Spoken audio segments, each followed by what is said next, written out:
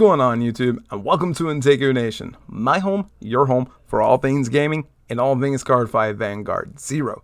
And today, guys, we're going to be looking at the amazing, awesome Thunder Dragons themselves, Narukami. And I want to explain why this could be the new Sealed Dragon blockade going into Limit Break, and how this deck may just end up affecting the meta more than what we think. But before we begin, hit that like button if you like this video, smash that subscribe button, and click the bell so that you can be notified each and every time that I upload a brand new video.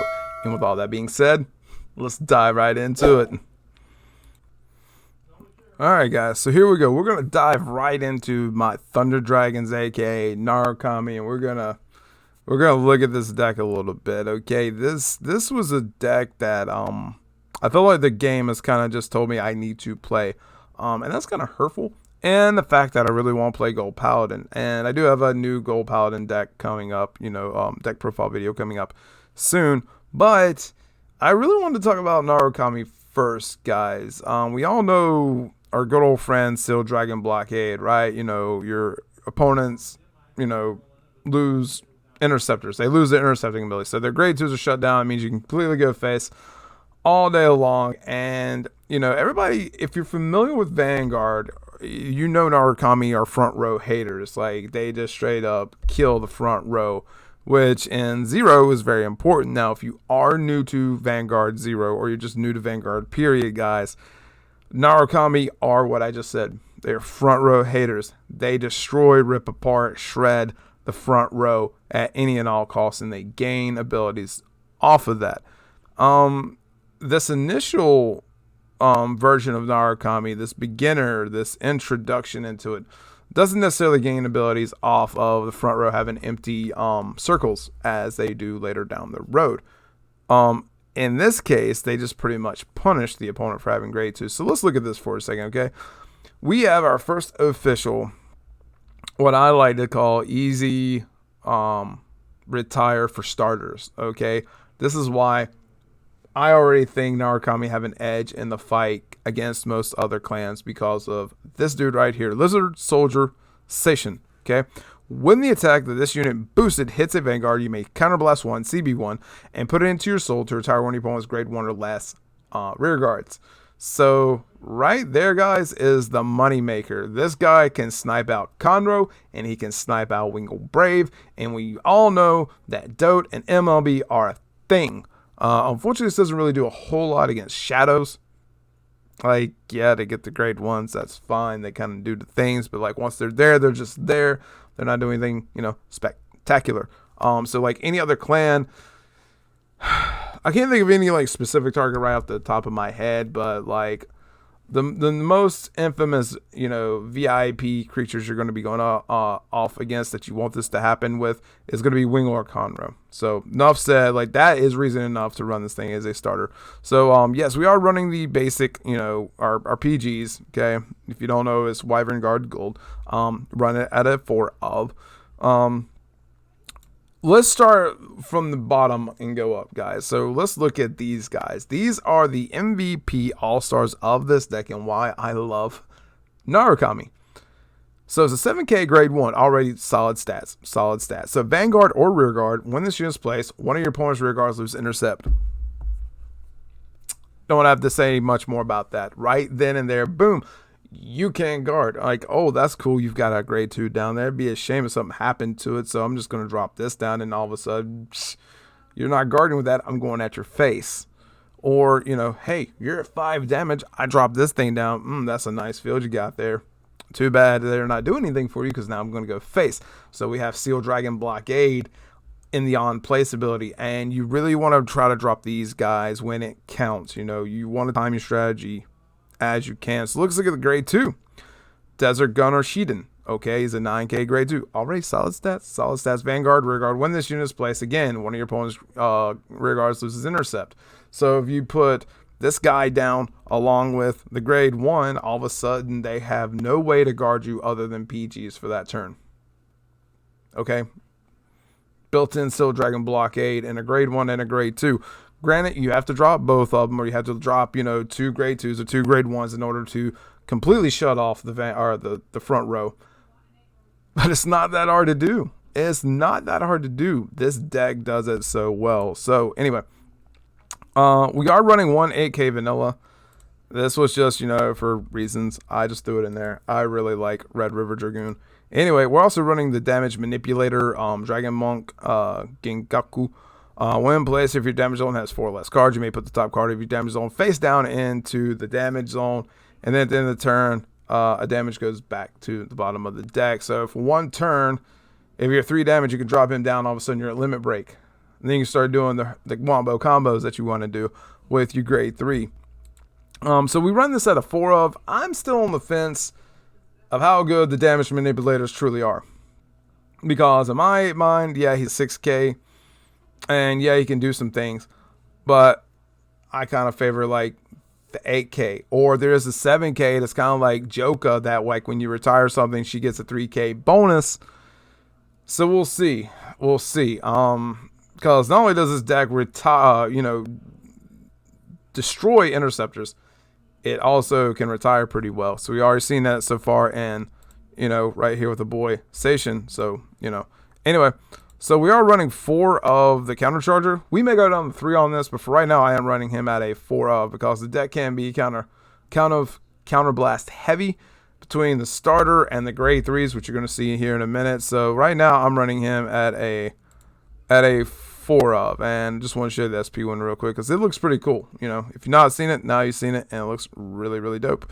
We are running obviously the Desert Gunner, but we're now running also 3 Dragonic Death Sight. So basically, this is your Berserk Dragon. This is Narukami's Berserk Dragon. He is literally cookie cuttered, just different art. He is Berserk Dragon. Counterblast 2 when placed to retire one of your opponent's grade 2 or less rear guard. So there you go. Again, another way to be able to deal with, Wingled Brave.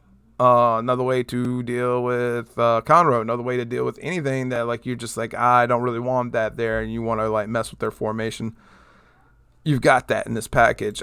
We are taking in 2 Gen of the Lightning Flare. Now the gens are interesting, okay? They have a bit of a drawback, so because you're gonna see this, you're like, oh my god, it's a 12K grade 2.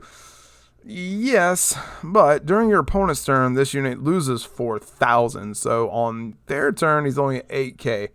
But during your turn, he is 12, and that hits magic numbers.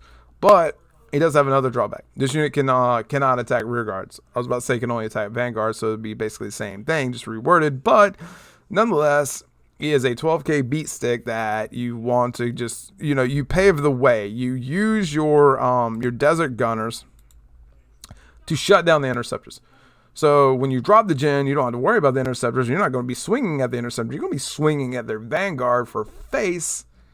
And that is what Narukami does. They pave the way. They pretty much get the interceptors out of the way so that their big hitters can hit face all day long. Now, let's look at the grade 3 lineup. Now, immediately, I know what you're going to say. Anteiku, you've only got 1 Dragonic Kaiser Vermilion. That is because my pulls sucked. Yes, you heard me say it. They sucked. I opened up 300 packs, and here's my little bit of salt for this video. I pulled no Vermilion. I actually had to craft this one, and that feels bad. 300 packs and no Vermilion feels bad. Okay? But anyway, I crafted this one. So if I could craft one, yeah, I could rent them. I don't want to spend my materials on renting them. I do just fine with 1 for now. So anyway, Dragonic Kaiser Vermilion, Limit Break 4. So if anybody's not familiar with Limit Break 4 means they have to be at 4 damage in order for this skill to activate. So you counterblast 2 to get plus 2,000, and you get the following ability. This unit battles all of your opponent's front row units and 1 attack. So it's like, I had a little bit of fun with this deck because the other day I had a player who just all of a sudden they were at 5 damage. They dropped down shields, which I mean, of course you're going to drop down shields. Who's not going to do it? But they had already taken me to 5 damage, so we were at 5 and 5, and I'm like, okay, that's cool. You've given me all this damage. You've now unlocked my limit break ability, and I just proceeded to destroy their entire front row. Now, they null guarded my attack, but the thing is, the null guards are only going to block the Vanguard. It's not going to block the 2 rear guards. So in one fell swoop, I just destroyed their entire formation and stripped the PG, and that feels good. That feels good in what Vermilion does, and he does it well. Again, it's Narukami in a nutshell. They hate the front row. Like, you're not allowed to have a front row when you're facing down Narukami.